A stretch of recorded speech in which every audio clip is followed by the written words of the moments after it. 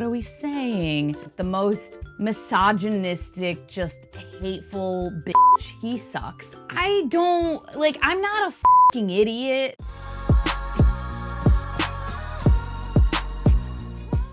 Well, hello. Welcome back to my channel. Just on here to talk about some friggin' books. We're gonna have several DNFs. Once again, I've been about 50-50 with DNFs versus actual books read in the last like 2 months. So yeah, we'll see. And the first one to talk about today is indeed one of the DNFs, and that is Foul Days by Genoveva Dimova. I saw Elle talking about this on Elliot Brooks, and I just thought it sounded fun, sounded cool, sounded like a cool world. It's fantasy. I'm pretty sure it's categorized as adult fantasy.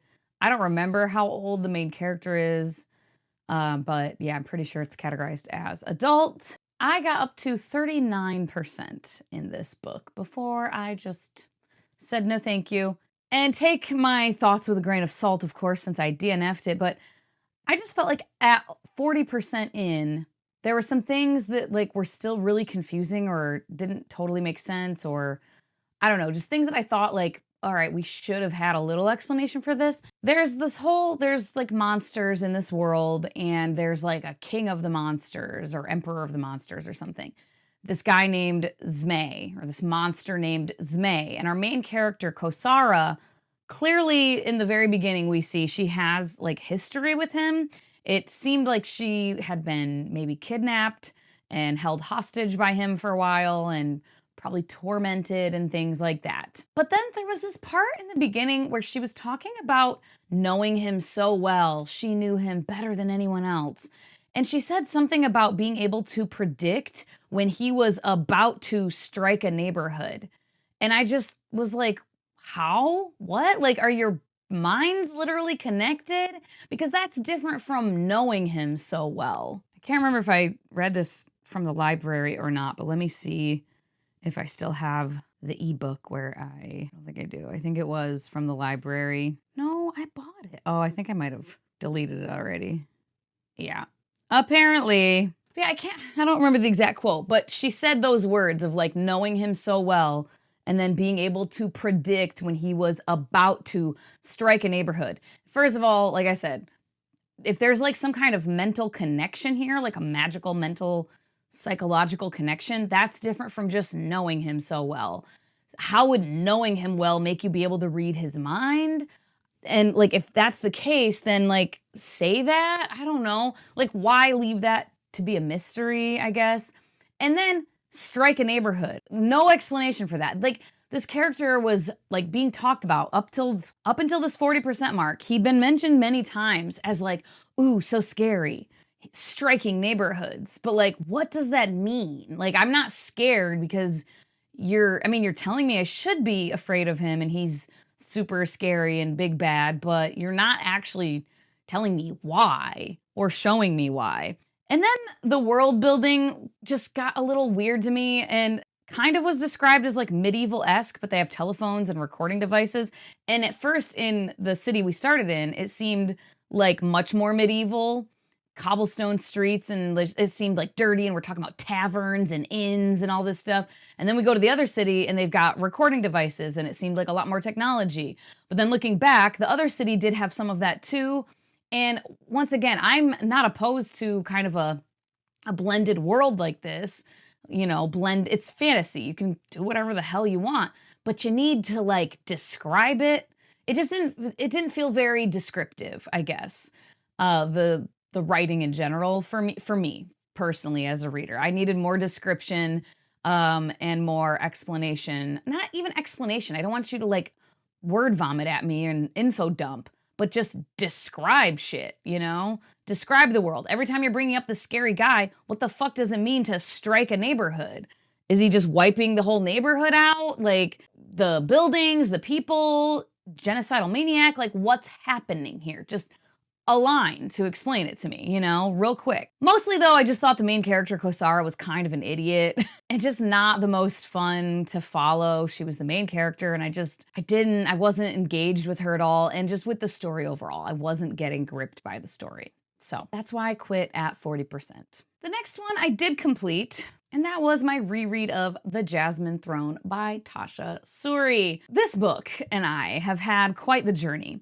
The first time I read this, I gave it 4 stars. And then I reread it in 2022, I think, leading up to reading The Oleander Sword, the second book. And that time I bumped up my rating to 4.25.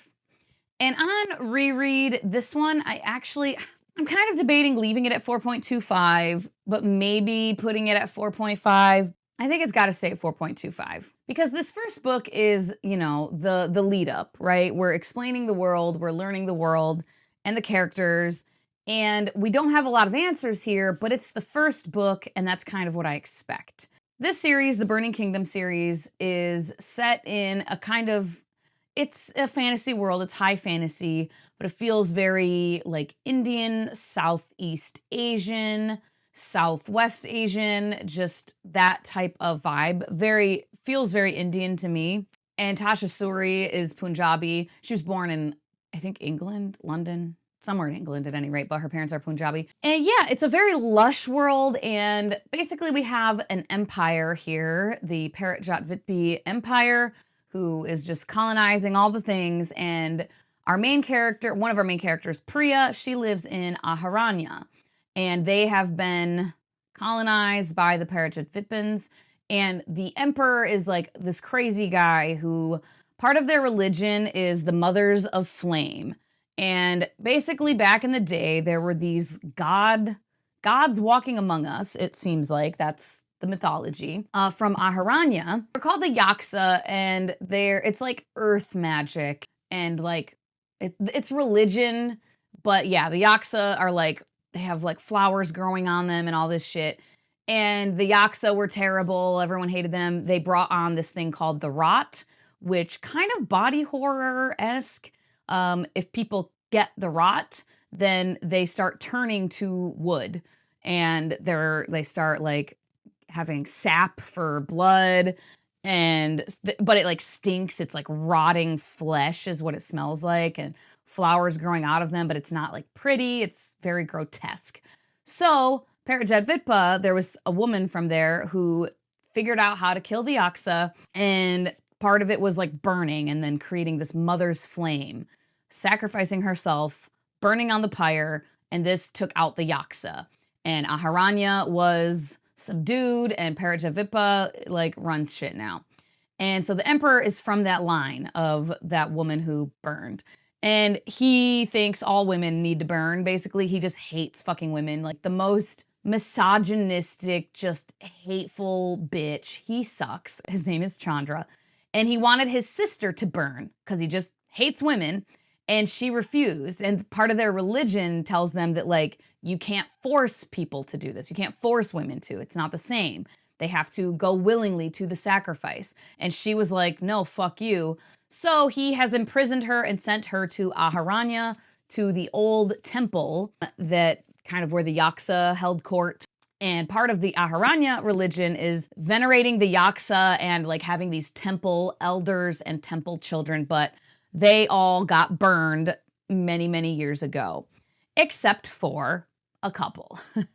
And so, yeah, we're following Priya, who lives in Aharanya, and she works in this mahal, in the palace of the kind of like governor of Aharanya. He's a Parajat guy who is there to just like run shit. And his wife, Bhumika, she's another more main character. And then Malini is the princess, she's Chandra's sister who refused to burn. So she's imprisoned here at the temple.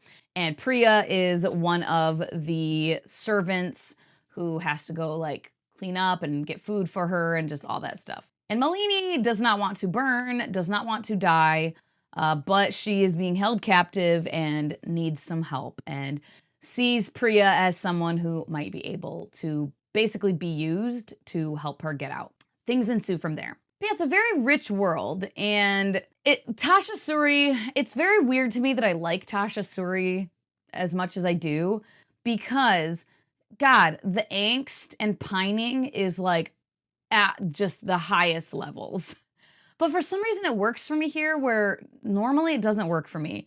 I think it's hard for an author to write this like deep angst. It's almost like love at first sight type of, like, just our souls are connected, and based on like almost hardly any actual like quality time spent together, like getting to know each other. They just understand each other. Oh my God, this deep, angsty, tragic love. And I don't know why, but I eat it up when Tasha Suri writes it for the most part. There are still elements though that I'm like there are moments where I'm like, I mean, these lines are gorgeous and it's like, oh, the love, the pining, but also a moment of like, okay, but you guys have barely actually talked. Like, you don't know each other, but they know each other, you know? And I don't know, I just kind of go with it with Tasha Suri for some reason. And on reread, I actually listened to the audiobook. I quite enjoyed the audiobook. And yeah, I had a good time rereading through this for the third time. So yeah, 4.25 still. And then I continued on in the Rhaeria Chronicles and read The Death of Dulgath by Michael J. Sullivan. This is the third one in this series. And this series, my perspective on it, I know there's differing opinions kind of in the fandom. I do think that Rhaeria Chronicles, it is not vital. You will get the same overarching plot points and storyline as far as the larger plot in the world of Elon without reading these. However, do you get a lot more character development of Royce and Hadrian and even more details about various characters and the history? Yes, you do. But the larger plot, I would definitely argue that you don't have to read Rhaeria Chronicles to understand the conclusion of Heir of Novron. Like, you don't. You can, because I read it. I read Legends of the First Empire, and then I read Rhaeria Revelations, and I understood, right? And I don't think you even, well, reading Legends helps, I think, but for sure. But yeah, like, I don't think you have to read these. However, like I said, are there a bunch of Easter eggs? Is it fun? Do you get more character development of Royce and Hadrian? Yes, of course. And thus far, this one has been my favorite. In this one, they get a job. That's what this series is, just their like various jobs they get up to the beginning of Theft of Swords. And this one, they have to go and basically they're hired to tell this group of people who are trying to protect this woman who's now the ruler of this area, this like little province. There's a threat on her life. Someone has tried to kill her now. I think it's 2 or 3 times. There's been an attempt on her life. So some of her advisors are like, let's hire these guys who have killed people and like do these things. They're thieves and whatever, to tell us how they would plan it so we can like think of everything, essentially. So Royce and Hadrian get there and things are weird. Things are weird immediately upon getting there. It seems magical.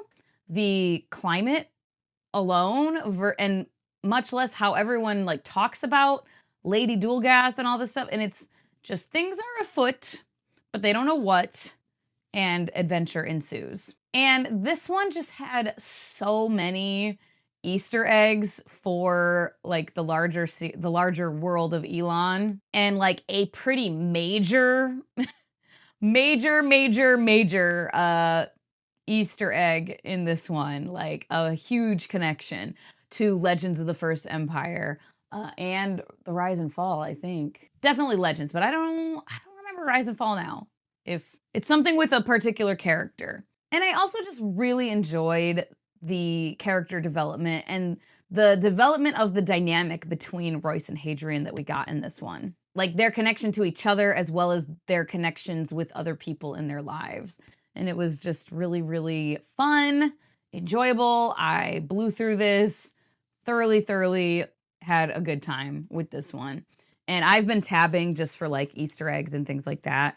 And just sometimes, man, the lines, seeing how she looked at him then, that concern in her face, made the clouds part. He stood in the eye of the hurricane. The world blew around him dark and terrible, but he was safe. He was with her under a single shaft of sunlight, and everything was perfect. So this one I gave 4.5 stars. Such a good fucking time. Such a good time. Definitely my favorite of Rhaeria Chronicles so far. Next, I picked up a NetGalley e-arc of The Unlived Lives of Raymond Quinn by William Matthews. I'm pretty sure this is self-published because there's no reviews for it anywhere on Storygraph, and I don't remember if I checked Goodreads. And yeah, I don't want to read the whole synopsis because it's very long, but basically it's a guy named Raymond Quinn who is living in Seattle, and he's retired. He is just kind of frittering about his days, not really knowing what to do. He goes to get coffee every day at the same place, but then it's like really busy or something, and he goes to find a different one. And the barista is like, oh, there's one down this way and turn there and blah, blah, blah. So he goes and he meets a mysterious character who takes him inside, and it's a very mysterious, weird coffee shop. And basically he gets told that he gets to live his unlived lives, like going back and seeing like what could have been or would have been had he made different choices in his life. And that premise sounded really, really cool to me. However, I DNF'd this at 21%, mostly just the writing style. It was very, very clipped. And also the dialogue was incredibly unnatural sounding. Very, very stilted and just not how people talk. And that's a big thing for me too. I think there's probably readers out there who like dialogue feeling a little stilted, like doesn't like kill it for you really, but it like drives me crazy. So yeah, I gave up. And then I reread The Oleander Sword. This was my first reread of this. I did listen to it primarily on audio. I think, did I? I think so. God, now I can't remember. I think I kind of did partial. And this one I changed my rating. The first time I read this, I gave it 5 stars. And this time I bumped it down to 4.5. And this is book 2 of the Burning Kingdom series. And yeah, we pick up from the end of the Jasmine throne pretty much right away. And I don't want to say too much about the plot. The romance, the sapphic romance is still present and still tragic and pining and angsty as all fuck. Even more so here. So Tasha Suri still, I think, is one of my only like auto-buy authors. But honestly, after this reread, and I'm currently reading the 3rd book, The Lotus Empire, and after this, and because the other duology, I loved one of them, but the other one I was like, and I unhauled it. So I'm like, maybe she's not an auto-buy author. She's like an almost auto-buy author for me. Because this reread of these first 2 books, this one especially, really highlighted her kind of vague, hand-wavy, cryptic world building and plot points for me personally. There are times when 2 characters are having a conversation and it's all very like vague, cryptic, speaking in half riddles, like not speaking directly, not saying directly, here is my goal, here is what I want, here is what I want you to do, here is what should happen, here is what happened before. Like just very like, ooh, what are we saying? And then one character will walk away and be like, well, they just told me XYZ will happen if I don't do ABC. And I'm sitting here going, huh? Where? And I go back and I reread it and I'm like, I don't, like, I'm not a fucking idiot. And sometimes we all, I think, can like inadvertently like skim something and be like, wait, what? And have to go back and read. But like, I'll go back and reread being like, nah, still doesn't make sense. And I think it bugs me so much because I'm so not this type of person in real life. And it's really hard for me to separate my frustration with the characters, like being like, it's fictional, Deshauna, it's fine. Because I'm like, no, don't, like, I would not be like, oh, okay. I'd be like, what the fuck do you want? Say what you mean. Use your words. Oh my God. Like, what is this weird fucking conversation we're having? Just say what you fucking mean. Oh my God. Like, your instructions and your description of the consequences are pretty unclear. I need you to be more direct. I need to understand what the consequences are going to be. What are you saying is going to happen? And like, it drives me crazy. And it happens a decent amount. Not all the time. It's not like every conversation is like that. But it happens enough where I'm just like, okay, cool, whatever. And then I am a sucker for really cool mythology and lore and history in a fucking fantasy world and in a fantasy series. I love it. I love it so much. Oh my God. That's why I love Michael J. Sullivan's World of Elon so much. And in this series, I'm realizing that the history and lore is very vague, unclear, hand-wavy, like too many questions and not enough answers. I'm reading through the Lotus Empire right now and I'm hoping I get some, but I've already heard Angela and Roger talk about that third book. And they pretty much have said there's a lot of unanswered questions. And Roger specifically told me, like, I'm not spoiling anything, but like, you're gonna have some disappointment, I think, with like, you're gonna have questions unanswered. He's like, I'm not gonna tell you, because I was like telling him, like, I just don't understand this and that. And like, are we gonna get answers for this? And he's like, I'm not gonna tell you everything, but like, some of your questions you're mentioning, I'm not gonna say which ones, but like, yeah, you're not gonna get answers. I'm just like, it's driving me nuts. All that being said, I do still love this series overall. And while the romance is sometimes a little, it does border into me kind of rolling my eyes at like the deep pining and angst and like, we're just so connected. I'm kind of like, okay. But ultimately it doesn't like ruin it for me at all. And I get into it still. I'm into the romance. I'm like, I hated it when it's not working out. I'm so sad. I just want it to work out. Like, I definitely am still invested in it, but there are times where I'm like, okay, we get it. You're so fucking angsty for each other. And her prose is just delicious. Like, I love it so much. Like, okay, like, listen, I'll leave names out. I barely understand it. The way I would willingly kneel for you, anywhere, for anything. The way I would fight for you. The way I want to be at your side. Is that what love is? Is that how awful love is? Because if it is, then I love you. The way that roots love the deep and leaves love the light. It's the way I am. And no matter how much I try to be good, to do right, I'm all flowers in your arms for you. Fucking delicious, right? Like, oh God, I love it. And she just has prose like that all throughout that is just so good, and so many cool, epic scenes, plot twists, and reveals, and all these things. So I still love the series, but yeah, went down from 5 stars for this to 4.5. Still an incredibly high rating, but it just is not quite 5 upon reread.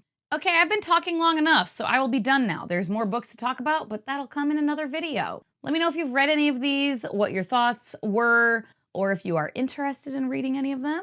And as always, you can leave an emoji down below if you just want to say hey, make your presence known. As always, thank you so much for your time. Hope you all have a wonderful day, and I will talk to you later. Bye-bye.